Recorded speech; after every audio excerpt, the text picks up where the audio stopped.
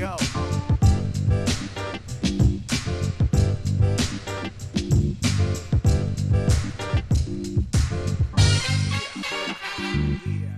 Defibrillator. Nothing personal. Word of the day. It's Monday, January 24th, 2022. The word of the day is defibrillator. I don't care who you're rooting for. What is your National Football League team? You're watching the divisional round. It's Monday. Just another manic Monday. 4869. Defibrillator. Nothing personal. Word of the day. I don't really care who you root for, but if you're watching the divisional round playoffs over the last 2 days, you needed a defibrillator. That's the thing that brings you back to life. We got to start with the last game first. We're going to talk about maybe each game, but we have to start with the Chiefs-Bills game. I don't recall a game like it. The game that came to mind, and this aged me a little bit, before I ever moved to Florida in 2002, there was a game, may have been in the 80s, Coca, between the Dolphins and the Chargers. The one where Kellen Winslow was famously taken off the field. You had Dan Fouts going against who I assume or I remember to be Dan Marino. And the Chargers won. That game may have been played at the Orange Bowl where we ended up building Marlins Park. A game that goes back and forth, back and forth.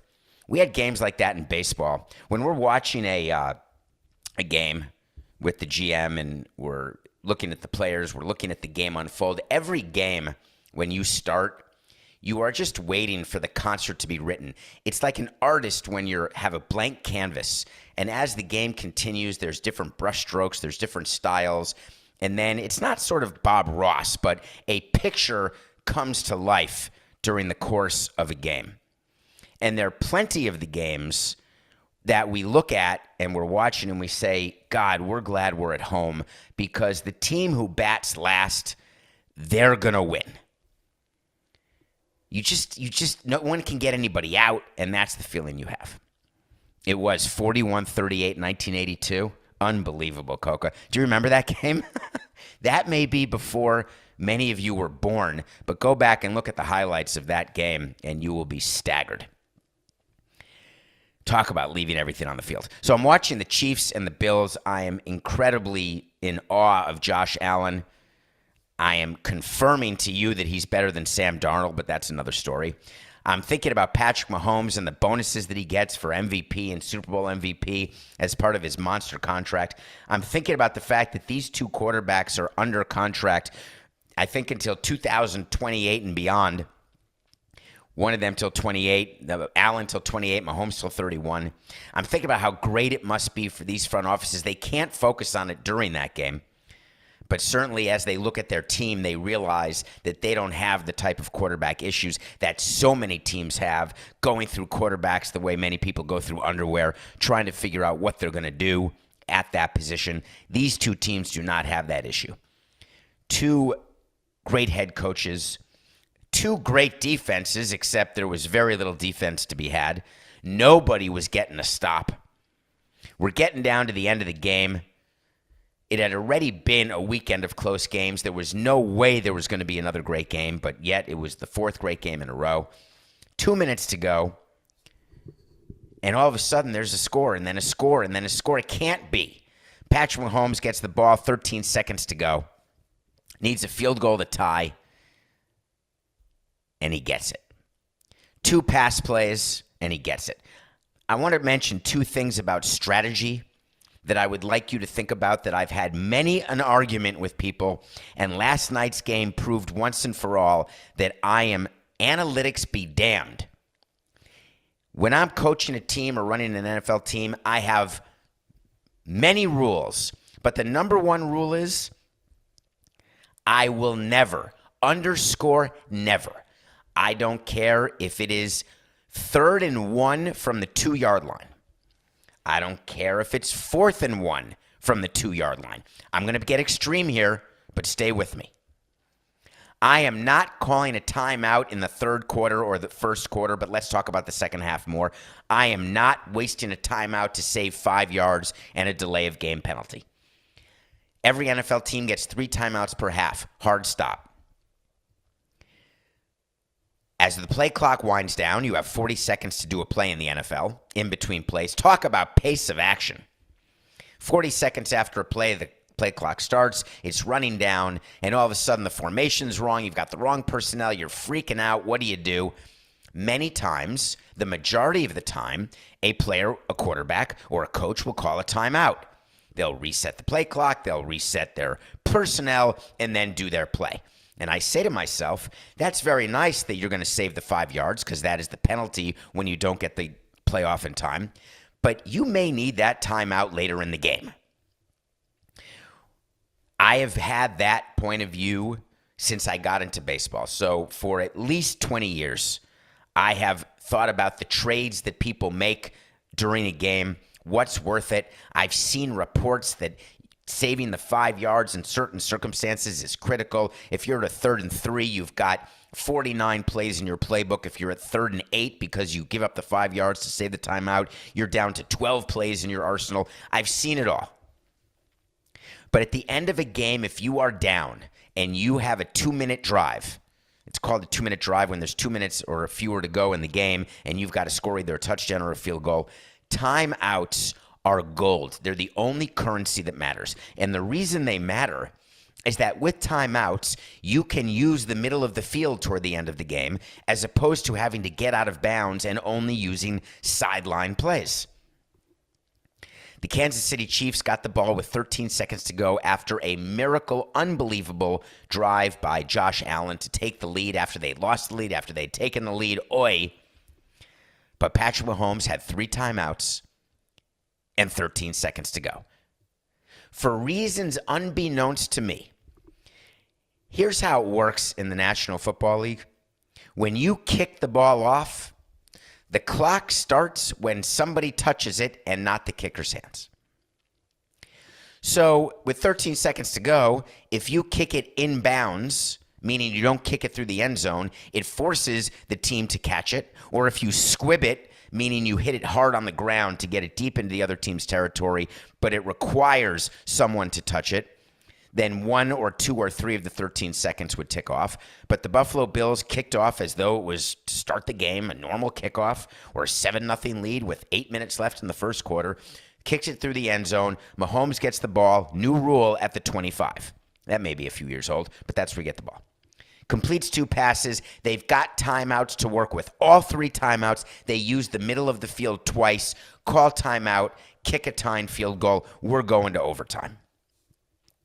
This is where it got a little cuckoo. In the National Football League, overtime is a very simple rule. There's a coin flip, like the beginning of the game. In the old days, pre-analytics, when you win the coin toss, you get the ball, unless you had a great defense, in which case you give the ball. Now, it is the thing to do. Every team does it when you win the toss. It's something called defer. Not deferring from school, not deferring a decision. You're saying, I defer. I will give you the ball to start the game, and I'll take the ball in the second half. Blah, blah, blah, no problem. But in overtime, when you win the toss, you don't defer. You take the ball because the rules in the NFL are that if you score a touchdown in the first possession of overtime, the game is over and the other team never gets a chance. It is the equivalent in a baseball game in extra innings to the team in the top of the 10th hitting a home run, and then the game's over. It's a walk-off home run in the top of an inning. Well, that can't happen. You always give the home team the chance to have what you called when you were kids last licks. Coco, do you still say that? It's last licks. We want last licks. We get last licks. That means you get a chance to tie or go ahead and win when you are the home team. It's one thing I always loved about extra innings when I was at a home game, that we'd always have a chance for a walk-off. This could be our moment. So if you're tied after the top of the 9th, you know that you have a chance to walk off a game no matter what. So the Chiefs win the toss.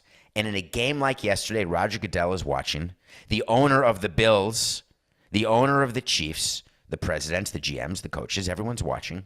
They're looking at the coin toss.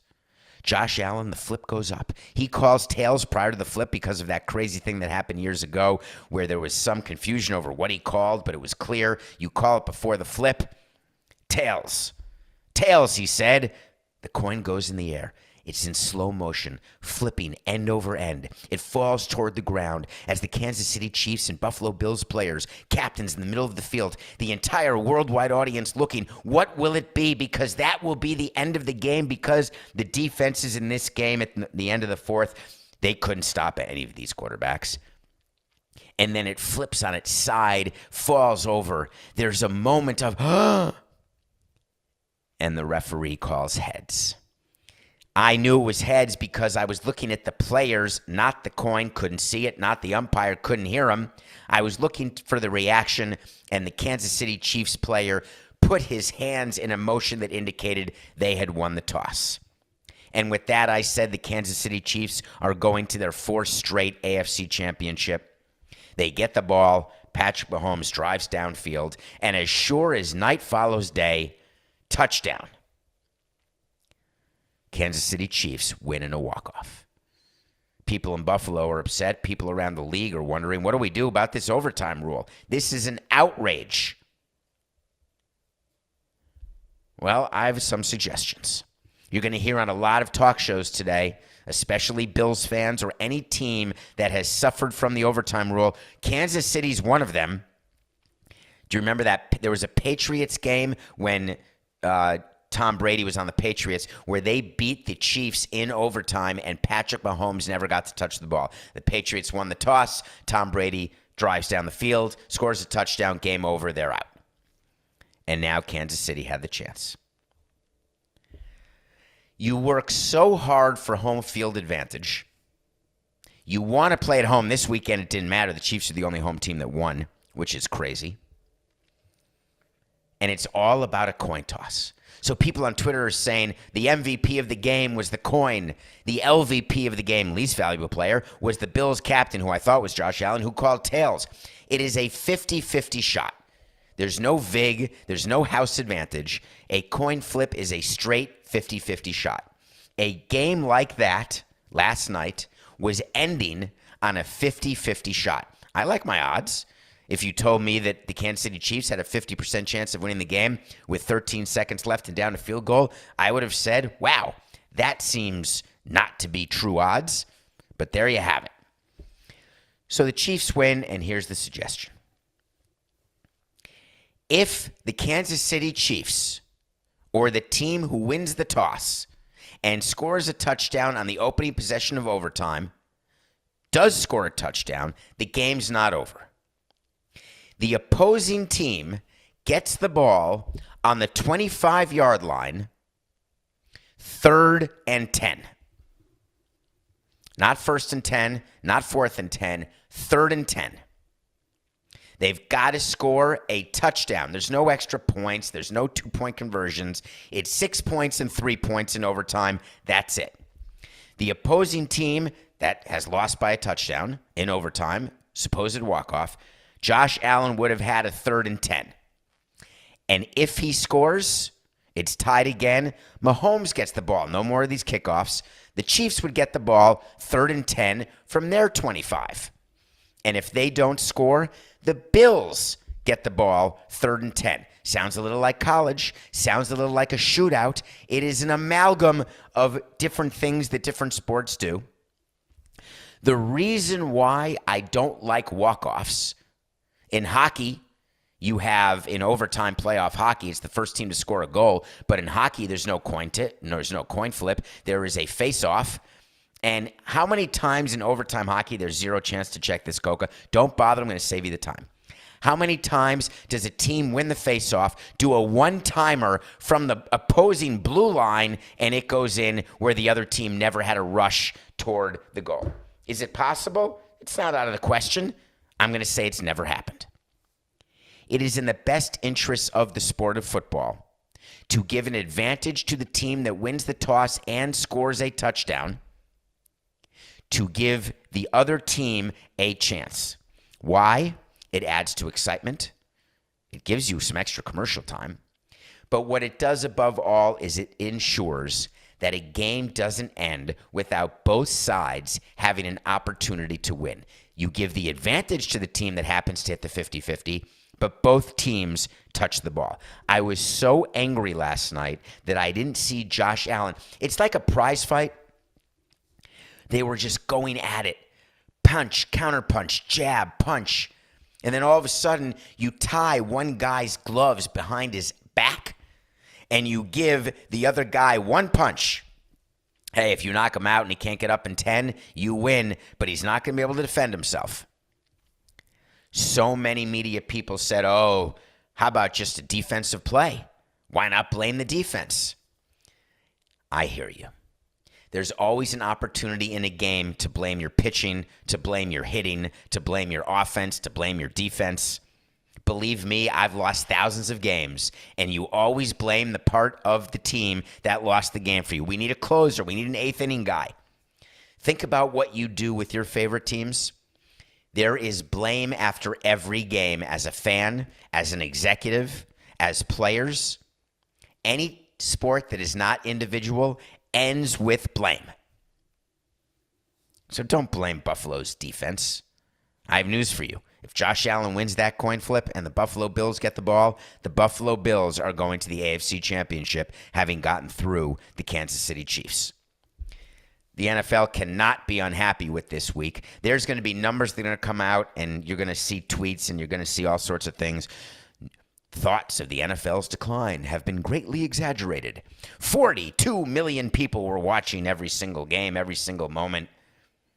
And I put my MLB executive hat on, and I'm watching the first game.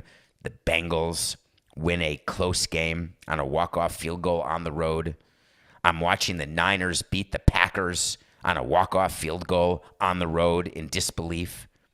I'm watching the Rams beat the Buccaneers on a walk-off field goal. End of the game. Road team. I'm watching overtime in the fourth game. The total margin of victory, little stat here, was 15 points yesterday in 4 games. Saturday and Sunday. 3 threes and a 6. The record for the 4 closest games was 18 in history. And now the new record is 15. Truly amazing. All right, what about Aaron Rodgers? How many of you were rooting against Aaron Rodgers? I wasn't. I wanted to see Brady and Rodgers in the Super Bowl. I wanted to see Brady and Rodgers in the NFC and AFC in the NFC Championship. There's no doubt about it. The Packers lost in the snow in Lambeau. When I was growing up, when you played in Lambeau Field and it was snowing in January, the game was over. There wasn't anything to talk about. The Packers were winning the game. So Aaron Rodgers loses, and all of a sudden the narrative is he's getting what he deserves. I have been loud. I have been strong about Aaron Rodgers and his behavior, his line to you about his vaccination status. I have talked to you about Yoko Woodley and what I think she's done to Aaron. We've talked about the difficulty in Green Bay during the offseason. Will he be back? Will he not be back? I had to wait to see that this would be his last year in Green Bay. But I was not rooting against him because he's a liar, anti-vaxxer. I'm immunized. I don't want to be vaccinated because I'm a doctor and I love Joe Rogan. No. I'm able to separate. I can be very upset. It's what your parents should have always told you. I may not like what you just did, but I will always love you. I may not like what Aaron Rodgers stands for or what he did, but I will not stop loving him for what he's been as a quarterback for the Green Bay Packers. Aaron Rodgers did not get what he deserved. The special teams coordinator of the Packers is going to get what he deserves when he gets fired. You know what? That's a wait to see. Wait to see is when I tell you something's going to happen. And if it happens, we'll revisit it. If it doesn't happen, we'll revisit it. There was a blocked punt for a touchdown in that game. It's the only way the Niners could score. The Packers could have won the game if they had stopped to run, by the way, but that's another story. There was a blocked field goal. The special teams were an unmitigated disaster. I mean, like a tsunami of badness, of ineffectiveness. Wait to see the special teams coach for the Packers is getting canned. I don't even know who it is, and I'm sorry, but you're going to get blamed because it's not going to be LaFleur, but you're getting blamed for that loss. You know what? I'm going to do a two-part wait to see here, Coca. What do you think of that? I'm going to redouble. Can we do two wait to sees on the same thing? Special teams coach for Green Bay's gone, but so is Rodgers. That was the last time you will see Aaron Rodgers in a Green Bay Packers uniform. You see, the Packers have a problem, and Aaron Rodgers knew it from the beginning.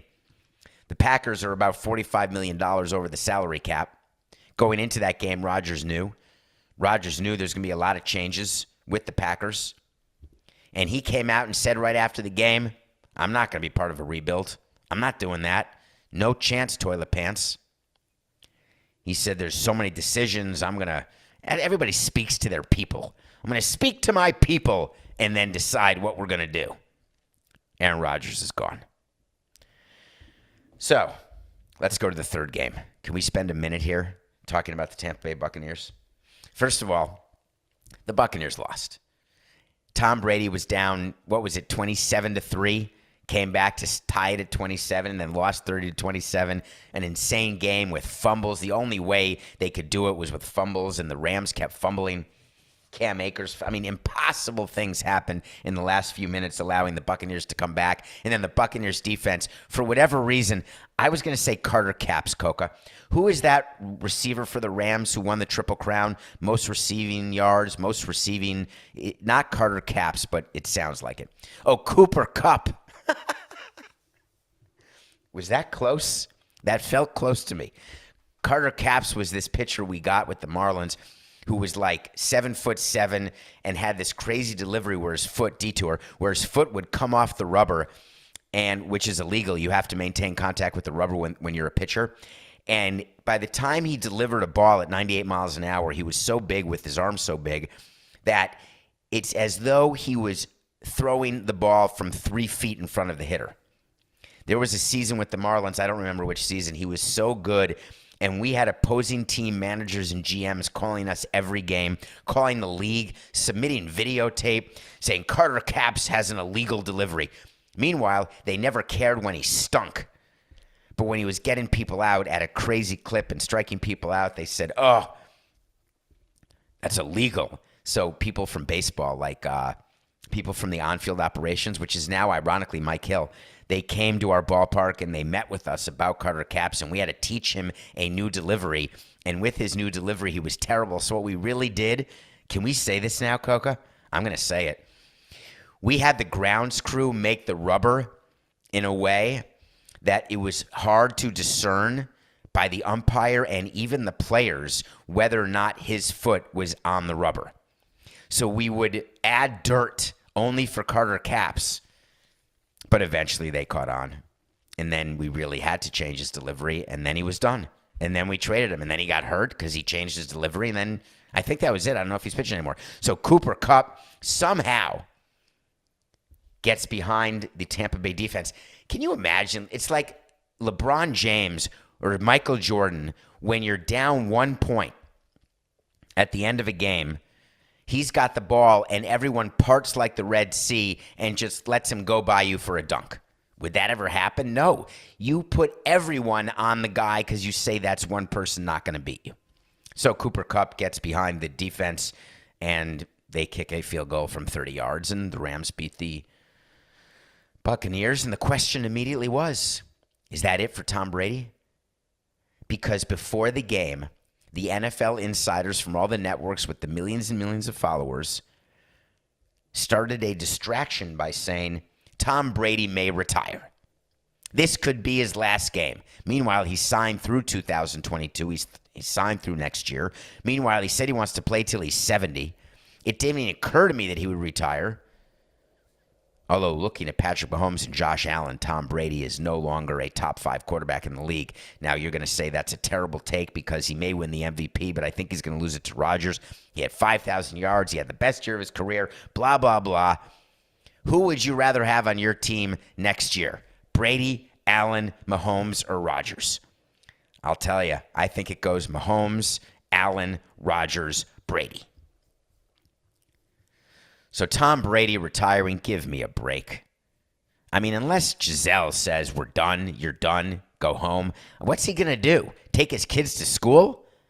Now, if he had won the Super Bowl, it's so hard to go out on top. It's so hard for superstars to do it because you win 2 in a row, and he's going to say, I want to win 3 in a row. So it's really hard to do. But losing like they did, with the injuries they had, I just don't think he's going to retire.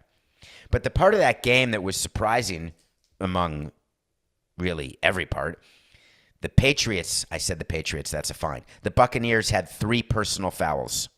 But the one I want to focus on is Tom Brady. Do you remember when Tom Brady did the Kurt Schilling and his lip was bleeding? And the network who broadcast the game, what network was that, Coca? The network that broadcast the game, I think it was the National Broadcasting Company. They showed the lip bleeding with his helmet off, looking like a warrior who had come back from fighting Russell Crowe. In The Gladiator, he's got bleeding lips. He got a personal foul, the first one of his career. Tom Brady, who's been playing for 68 years. Next year will be his 69th year in the NFL. He just got his first personal foul. Ironically, on a play where he got basically a hand to the face that caused his lip to bleed. Personal foul was costly. That's for sure. So someone sent me a question about Tom Brady that I want to get to. You know what I want? I want to talk to Samson. So you want to talk to Samson? Get into my DMs at David P. Samson on Twitter. We're having some fun on Twitter. Had a lot of fun yesterday. Love engaging. Love answering questions. And here was your question. So you want to talk to Samson? It comes from Half Baked, by the way. Can you please comment on Tom Brady saying that he gets preferential treatment by referees? Yes, I would like to comment on that. Tom Brady gave an interview before the game yesterday, and he basically was talking about the fact that there are people who think that referees treat him differently. So I wanted to mention that superstars in baseball, superstars in basketball, and superstars in football, 100% every game, every time, get preferential treatment by the referees. It is an unspoken reality of professional sports. And the reason is that when the commissioner's offices meet with the referees and they talk about a game or they talk about a season, it is very clear to all what the leagues want. And what the leagues want is for the best players to be on the field for the most possible minutes, to get the most possible exposure to those players for those teams, because when they get to go to national broadcasters, when they get to go to national sponsors, when they get to talk about rate cards, which is the amount of money you charge for certain things that go on that are associated with your sport on the national level. When I say national, that means the commissioner's office cuts deals on behalf of all 32 teams. How many times did you hear yesterday? The football games are brought to you by Intuit TurboTax. It was not a network deal. That was a National Football League had a sponsor for the divisional playoffs. When you go to that sponsor and you talk about how much that is worth, you're not just talking about the number of millions of people watching. You're talking about the matchups. You're talking about the possibility, which teams, which players. The referees know this. Tom Brady was claiming he doesn't get preferential treatment because he believes that he never gets roughing the passer calls. Roughing the passer in football is when you're in the pocket and someone hits you high, someone hits you late.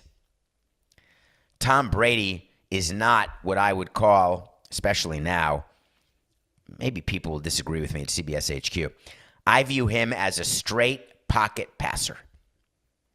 He gets the ball and delivers it quickly. He doesn't stand around much because he's not very mobile. He doesn't want to get hit because who at 44 would want to get hit? If I got hit when I was 44, I would have been in the hospital. I would have been dead. Tom Brady gets hit, but there are people who play to not get hurt smartly, Defenders are always aware. Do you know why a quarterback wears a special red jersey during practice? It's for defenders to make sure that they're not hurting their franchise quarterback. Everybody on opposing teams know Tom Brady. Whether they like him or not, they're not trying to hurt Tom Brady. There's no bounty gate like there was with other teams on other quarterbacks. Tom Brady is the NFL. And he's been the NFL, I don't know, I'm going to say for decades. So do you know that Tom Brady has the fourth lowest rate of roughing the passer calls since 2015?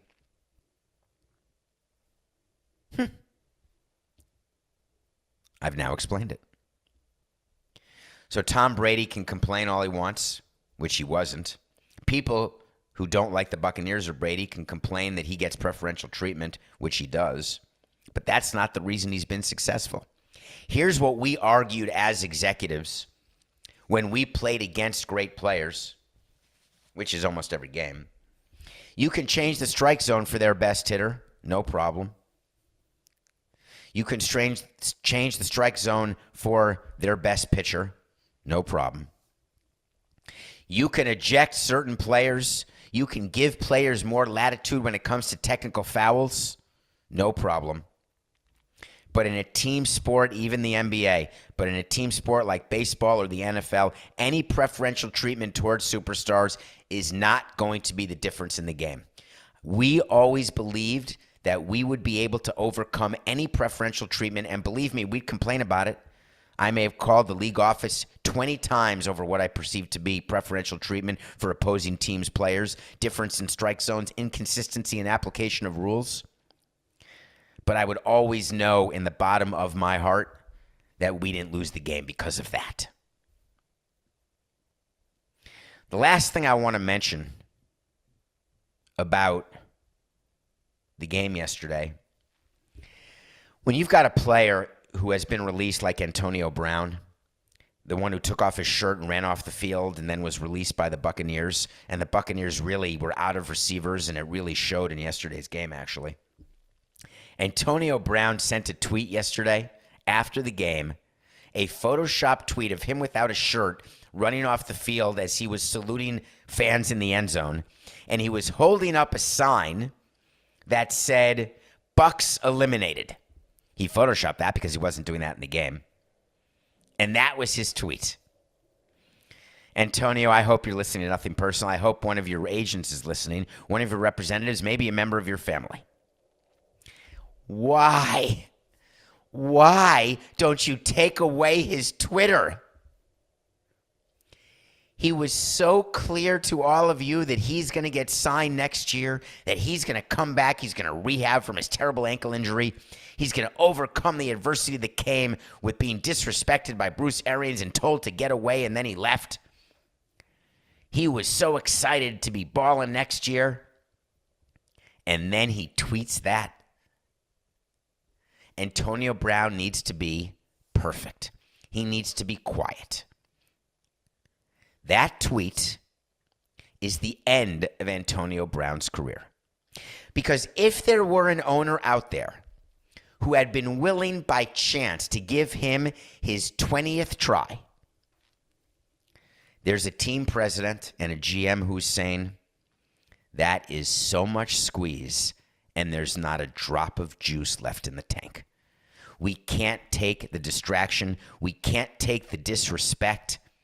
We will find someone else to put on our roster to be an all-pro wide receiver because it's not going to be Antonio Brown.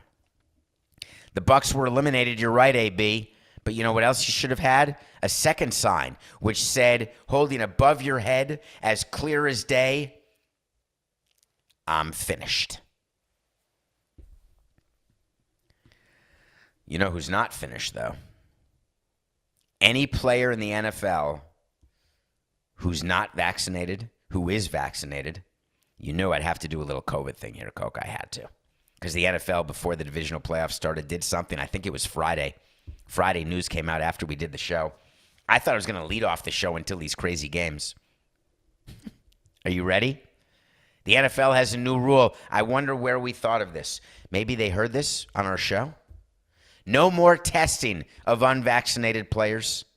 They stopped it. Unvaccinated players had to be tested in order to play. They're done. Do you know when you get tested for COVID now? On the honor system when you say you're sick. Do you think the NFL changed the rules so that Aaron Rodgers wouldn't have to test? Do you think they changed the rules so that good players wouldn't have to test who are not vaccinated? They changed the rule for that exact reason. Now, they hid behind the science. But I told you the leagues were going to stop testing. I'm the one who was the biggest proponent since 2020, and this started. You need tests. You need more tests. Everyone's got to be tested. The world's changed. The information's changed. Now, if you have symptoms, test. If you have symptoms, don't go to work. Isn't that funny how it used to be? If you didn't go to work when you were sick like 10 years ago, you were looked at as a total wuss. And now if you do go to work when you're sick, everyone says, get away from me, don't go to work. Will the NFL stop testing? Wait till you see what Major League Baseball does next season. Wait till you see it. There will be no testing unless you have symptoms. Way to go, NFL, you got your wish. When we come back, we're going to review the new Wes Anderson movie, and then we're going to talk about something that happened on the ice that is hard to imagine. We'll be right back. Welcome back to Nothing Personal. It's David Samson. Thank you for rating, reviewing, following, talking to your friends about Nothing Personal. Let's keep going. If you want to see the jacket of the day, I don't think you can see, but it's corduroy. Nothing Personal with David Samson YouTube channel.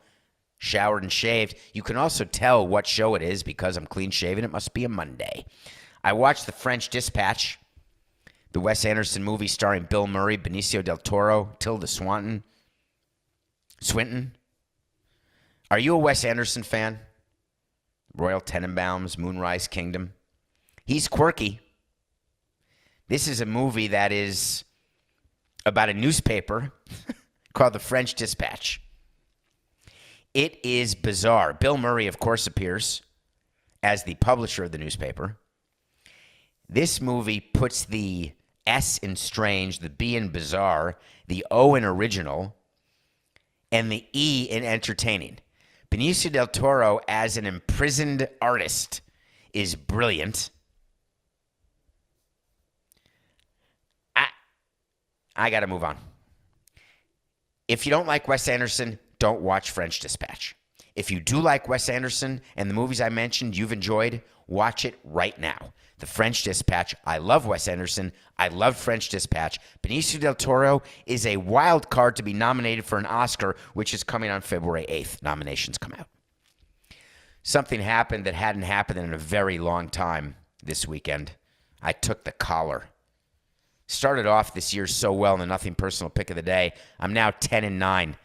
I took the Nuggets 3.5 over the Grizzlies. There was some confusion about Friday night's pick because I may have said the Nuggets were getting 4 from the Grizzlies, but they were actually giving 4, but then it was actually 3.5. Anyway, didn't work. Then I had the favorites, Titans beating the Bengals. Who would have thought Ryan Tannehill would throw 3 interceptions? Who would have thought that the Bengals would win the game on a walk-off? But they did. That's a loss. How do you not take Tom Brady to go to the NFC Championship? How do you not do it? The Bucs lost 0-3. We're 10-9. We got an NBA game tonight that fascinates me. If you're following the NBA, there's a team called the Indiana Pacers, and they are mediocre with a capital M. They went on the road and won a few crazy games last week. They may have won in LA and in Golden State. Well, now they're back to earth, and they're playing one of the best teams in basketball with one of the best players. The Zion Williamson-led Pelicans are playing the Pacers. The Pelicans, who have been without Zion Williamson all season, 2 terrible teams. But the Pacers have had their moment. Pelicans minus 2.5 over Pacers. That's the pick. If we lose, we're back to 500 and we're starting over after 20 picks. All right, the show today ends with something that happened in the East Coast Hockey League. It ends on a serious note. Please don't stop the show. We want your 45-minute attention and retention. You may not have read about it because of all the different things that happened this weekend. But there was something that happened on the ice in that league. Two teams were playing each other, the Jacksonville Icemen. And there's a player named Jordan Subban.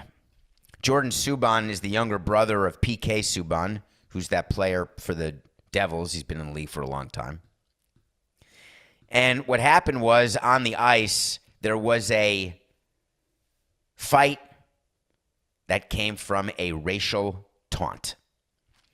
There was a player who basically imitated a monkey toward a black player, which led to a fight. Hockey's been dealing with racism forever. People view hockey as the white sport. There are unbelievable people of color who play hockey, great players. Shouldn't matter what color you are, doesn't matter. Remember, as a president of a team, we didn't see color, we saw performance. What bothered me about this is that we are in a place in our country where we have been since forever, and what I thought was changing hasn't. And the reason it hasn't is that racism and racial tropes. Remember recently when someone pretended they were peeling a banana and they got toward a black player and got suspended? We haven't gotten rid of racists yet. We must still be a generation away. As a team, you have to be ready for anything. I don't care if you're a minor league team. These are affiliates of your major league team. These were affiliates of the New York Rangers. Your front office has to be prepared for anything that can happen. The Jacksonville Icemen, that's the name of the team. That's the name of the team who had the player who did this. The player who's since been released, might I add. And they released a statement that will go down in history as one of the top 10 worst statements of all time. The Jacksonville Icemen are cooperating with the league review of the incident that occurred in last night's game against South Carolina. Okay. As an organization, our fans, partners, and sponsors know our core values, and we intend to make comments and decisions after completion of league review. I want you to marinate on that, and I want you to think in your own lives when you are in charge of people, as an employer, as a parent, as a teacher, as a coach, when you've got people who are looking to you for leadership, and you've acknowledged that you have taken a position of leadership. When something happens where one of your players has been caught and done something that is so blatantly and obviously racist or misogynistic or homophobic or anything else that in this day and age we have to stop accepting, we have to stop perpetuating. You don't talk about the core values that everyone knows you have and then delay making comments. You come out immediately and say, we will not stand for anyone who wears our team colors, who sits in my classroom, who works in my company. There is zero tolerance. There is no review. There is no waiting for the league. This player, this student, this employee has been relieved of his, her, or their duties. Hard stop. We don't tolerate it. We don't need a league review. The statement was so bad. It was so wrong that the CEO of the team had to come out with a statement the next day saying we've released the player, but we want to clarify our statement. When you have to start a second statement with "to be clear," it means that your PR people and you as an executive made a mistake. A career-ending mistake, in my humble opinion. To be clear, our core values as an ownership group include love and zero tolerance for racism or any other forms of hate against any group whatsoever. Where was that? Were you just not? You didn't have the people around you? You didn't know what you were doing? What do you do in the case when the player who was making the monkey motion comes out the next day and says, that's not what it was? The player came out, his name is Panetta. I really don't want to name him, but the player came out and said, racism has no place in this world, no place in the game we love. I said to the player, you're only tough when refs get involved, and I did a tough guy bodybuilder-like gesture toward him. A bodybuilder-like gesture? How do you make bodybuilder-like gestures? If you're watching this on YouTube, I just would like to show you. A bodybuilder-like gesture is when you put your arms up like, look at my biceps. Or you put your arms down like you're going, like the Incredible Hulk.